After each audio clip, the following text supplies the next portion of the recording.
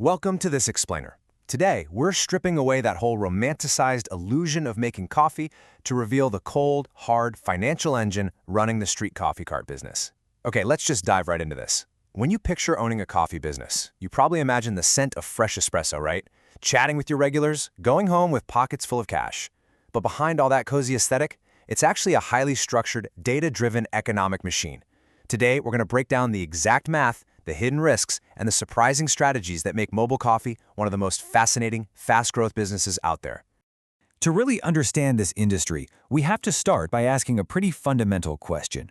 What is the real product of a street coffee cart? You might think, well, I'm just selling a $4 latte to Russian commuters. You buy some beans, milk, and cups, you turn them into drinks in under 90 seconds, and you collect cash on the markup. Simple. But if you look closely at the underlying business model, the data suggests something entirely different. The coffee? It's actually just the mechanism. The underlying truth of this business is brilliantly simple. The coffee was never the product. The sidewalk was. The true genius of this model is monetizing 12 square feet of hyperlocal real estate placed directly in the path of high pedestrian commuter channels. Think about it. Your target customer is not someone who wants to linger in a cozy chair for 2 hours with a laptop. No, your customer is someone with exactly a 5-minute window between the subway and their office. A street cart captures people who literally do not have the time for a traditional cafe. You are selling speed and you are selling proximity. All right, Section 1, the CapEx deflation. Just look at the sheer scale of the financial discount we're talking about here. Financial analysts refer to this as capital expenditure, or CapEx deflation. Traditional brick-and-mortar cafes require massive capital for build-outs. We're talking anywhere between $125,000 and $400,000. You're paying for plumbing, interior design, seating, and worst of all, you're locking yourself into a really risky, multi-year commercial lease. Meanwhile, a mobile coffee cart drastically lowers that barrier to entry by up to 90%. You're coming in at around $24,000 to $49,000.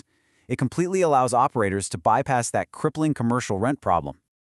So, what does that actually look like in practice? If we break down a realistic $24,000 to $30,000 starting budget, it reveals exactly where your money goes. And no, it's not just buying a fancy espresso machine.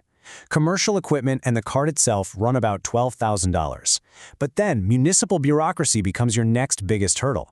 That's about $4,500 right there for permits and licensing. You'll also need around $2,000 for initial inventory. You know, your beans and milk, plus roughly $1,800 for insurance and miscellaneous fees. So it's not exactly a casual $5,000 in a dream kind of setup, but compared to opening a physical restaurant, it's an incredibly accessible entry point. Okay, moving on to Section 2, mastering the margin math. When you really strip the business down, your variable cost for beans, milk, and cups is just a tiny fraction of the selling price. On a standard $5 cup of coffee, your ingredients cost roughly $1.10. That leaves you with $3.90 in gross profit per cup. That is an absolutely incredible 60 to 80% gross margin. In the food and beverage industry, margins like that are literally staggering. But having high margins per cup doesn't automatically mean you have a profitable business. It all comes down to volume. And this brilliantly illustrates the magic threshold. It's how quickly you hit your break-even point. See, your fixed costs, things like permit fees, insurance, and commissary kitchen rentals, they do not care if you sell 10 drinks a day or 200. If your fixed monthly cost is $2,200, you have to sell a certain amount of coffee just to pay for the right to exist. But once your daily sales volume covers those flat fixed costs, nearly every single subsequent cup you sell is close to pure profit. So the name of the game isn't the price, it's transactions per hour. Which brings us to Section 3, the location multiplier effect. Here is where the real power of mobility comes into play. We call it the 100-meter rule. Market data shows that moving just 100 meters closer to a major transit hub, specifically one with over 50,000 daily pedestrians, can instantly spike your drink turnover by 45%. If you open a bad brick-and-mortar cafe, you are totally trapped by your lease. But if you park your cart in a dead zone, you literally just release the wheel brakes and push it down the block the next morning. Let's see how this builds out financially, because this is wild. That tiny geographic shift we just talked about is literally the difference between struggling and thriving. Down at 40 cups a day, you're generating about $4,680 a month in gross profit, which is barely enough to cover that $2,200 fixed cost and pay yourself minimum wage. But hit 80 cups, you start seeing some real breathing room. Push it to 180 cups a day in a prime commuter artery, and suddenly you're running a highly lucrative cash business. The difference between a mediocre spot and a great spot isn't just double the profit, it's exponential. Let's jump to Section 4, the catering and event pivot. Get this number, $11,000. That is the gross revenue one operator, Vincent LaVolpa, generated in a single month using just a coffee trailer. And what's even more impressive is that he kept his total overhead to under $2,000 for that entire month. He definitely wasn't relying solely on selling lattes to stressed-out office workers one at a time. So how did he actually pull that off? By locking in massive bulk contracts. For example, he catered a single holiday event for a local church across 3 nights. In that one event alone, he served 6,988 cups of hot chocolate. At a cost of just 9 cents per cup and billing the client at 97 cents per cup, that single contract brought in nearly $6,800.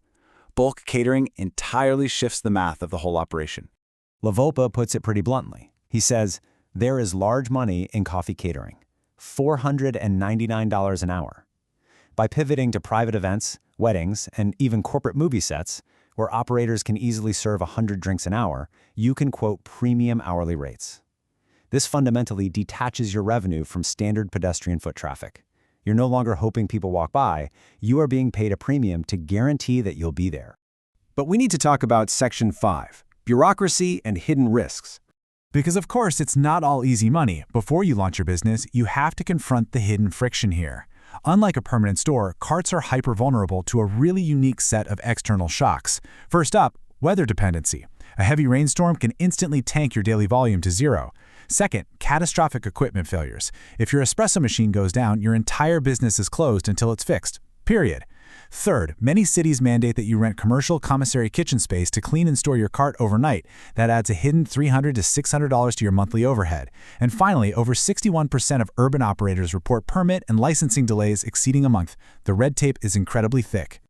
And what's fascinating here is how regulation has inadvertently created a complete shadow economy. In tightly regulated cities like New York, for example, vendor caps mean the city simply will not issue any new mobile food permits. This scarcity has spawned a literal black market. Paper permits are leased out underground by existing holders for thousands of dollars a year just for the right to legally operate your cart on the sidewalk. Honestly, your ability to navigate local bureaucracy often matters way more than your actual barista skills. Which leaves us with a really fascinating final thought to ponder. If the real product here isn't the coffee, but rather the highly efficient monetization of the sidewalk, what other traditional businesses will soon be compressed onto a cart? Is the future of retail just high-yield, hypermobile real estate?